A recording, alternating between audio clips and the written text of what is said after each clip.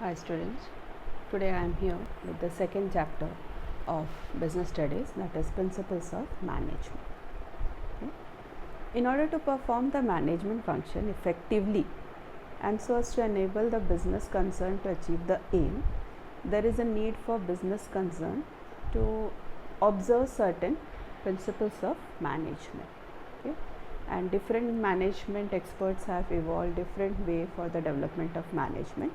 But among all this, Taylor and Fayol's contribution are the most important of all. Okay. So in this chapter, you have to learn about Henry Fayol's principles of management and Taylor's principles of management. Okay. Taylor was the first person who insisted on the introduction of scientific method in the management, and it was he who, along with his associates, made the first systematic study of management, and he launched a new movement in 1910 which is known as scientific management, and that's why Taylor is regarded as the father of scientific management. Okay. Now let's see what all are the principles of scientific management laid down by Taylor. Okay. First and foremost principle is principle of task idea. Task means work. Okay. So Taylor says that every organization should fix some standard tasks for their worker, and the reason behind this is that Taylor believed that usually workers work much below their capacity if no standard is set for them. So it is necessary that first and foremost thing we have to set the standard, and while setting the standard we have to see that amount of work which an average worker can do in the congenial atmosphere, that is smooth atmosphere, during a day of work should be set as a standard, and this pertains to the norms of productivity of individual workers. So principle of task idea says that a standard work must be set, and standard work is that amount of work which an average worker does in a congenial atmosphere during a working day. That is first principle of Taylor, that is principle of task idea. Okay. Next, principles of experiment. According to Taylor, before setting any method in an organization, method of doing work in organization, first we have to undergo three studies or three experiments, that is time study, motion study and fatigue study. Okay. Time study to fix the time to do a work done, motion study related to the movement and method, fatigue study regarding the rest. Okay. Now let's see that here what is time study. Okay. Time study, it is done to observe and study the minimum time required to perform any task. To perform any task, what is the minimum time required, that we do by doing the time study. Okay. And it will help in fixing the standard time required to do a particular job. Next, motion study. Motion means movement. Okay. So here it is a study of machine. Motion study is a study of machine operator and his movement for performing the job. And the main aim of doing the study is to eliminate the useless motion and thereby establish a standard for performance. Okay. Next is fatigue study. Taylor says that excessive specialization or poor working condition may cause monotony, which will result in both physical and mental fatigue. And he says that if we are giving a break in between the work, then the worker will be joining that work with the same energy from which they were having in the initial stage. So it is necessary that there should be a break between the work. We should not continuously do the work, that will create monotony. Okay. And fatigue, either physical or mental, it has an adverse effect on the worker's health and efficiency also. So this idea of study is to see that worker maintain their operational efficiency without any injury to their health and happiness. Okay. After doing this 3 study, only we fix the standard of work. Okay. So this was the second principle of Taylor, that is principle of experiment, in which we do time study, motion study and fatigue study. The third principle of Taylor is principle of scientific selection and training.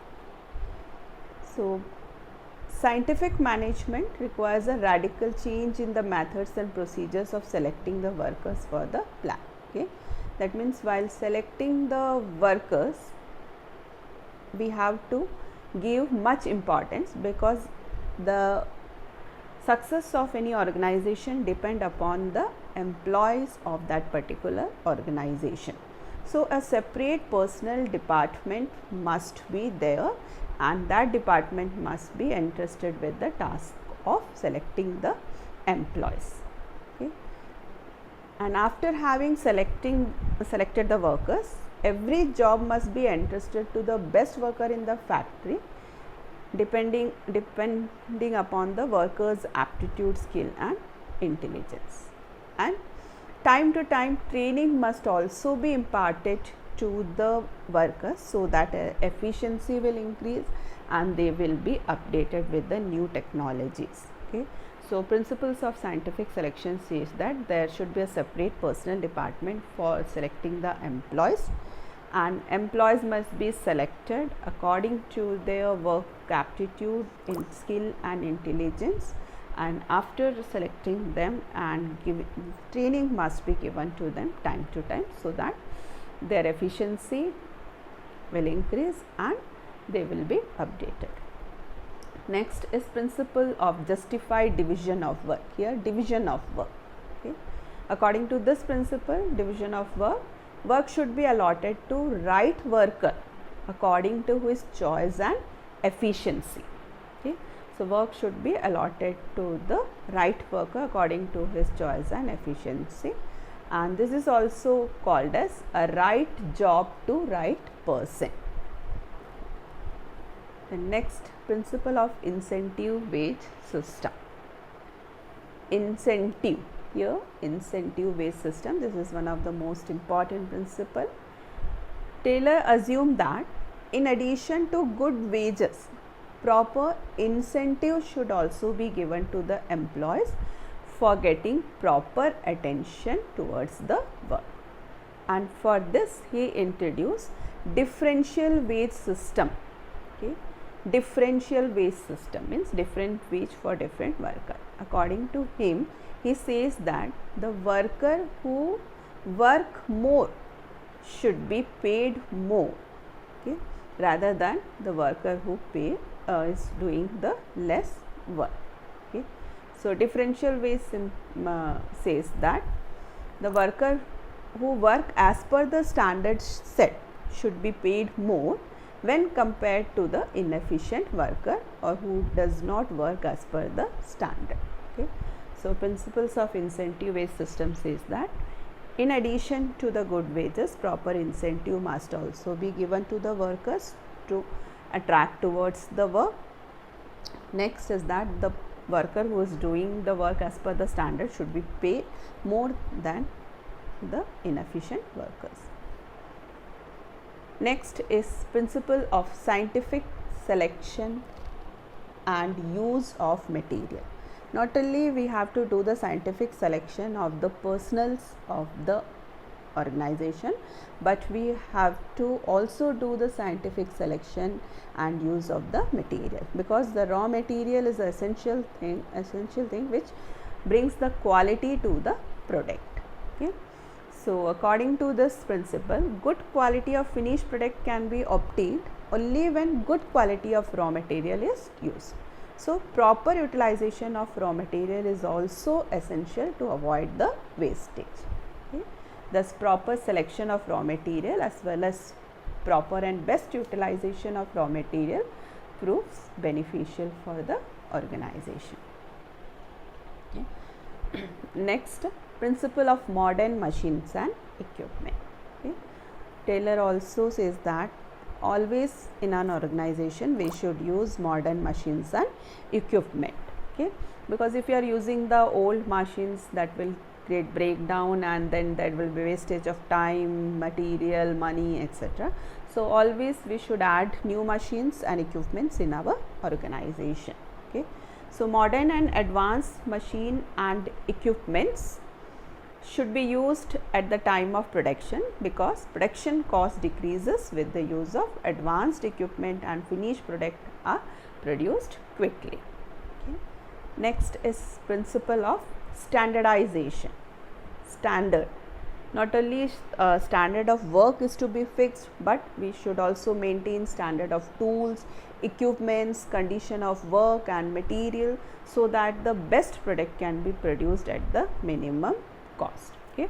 So principle of standardization says that we should have standard for everything, for designing, for the tools, for equipment, condition of work, so that we can produce the best quality at minimum cost.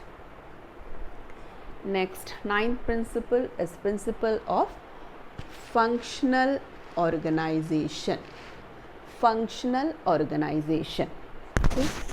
Here, according to Taylor says that the organization should always function at two levels. One at office level, another at factory level. Office production works must be always separated from the office work. Under production level, that is factory level, there should be 4 boss, and under office level there must be 4 boss. Okay. Office level, there should be a route clerk, inspection clerk, time and cost clerk, and disciplinarian. Then same way in the factory level also, there must be a gang boss, speed boss, repair boss, and inspector boss, who will look after the worker. That means a worker should be working under a 8 boss. Okay. So here, and this type of organizational, functional organization is also known as 8 boss scheme. Okay. Then next is principle of ideal cost accounting system. This system motivates the use of advanced and ideal cost accounting system. Okay. In ideal cost accounting system, services are taken from capable and experienced and efficient accounting. In cost accounting, they make you know that how the goods can be manufactured at minimum cost with minimum wastage, and we can earn maximum profit. Okay. So always we should take the help of capable cost accounting for the while doing the production. Then next is principles of mental revolution. This is one of the most important principles of Taylor, that is principles of mental revolution. Mental here means mind work. Okay. So according to this principle, the employee is for enterprises. Okay.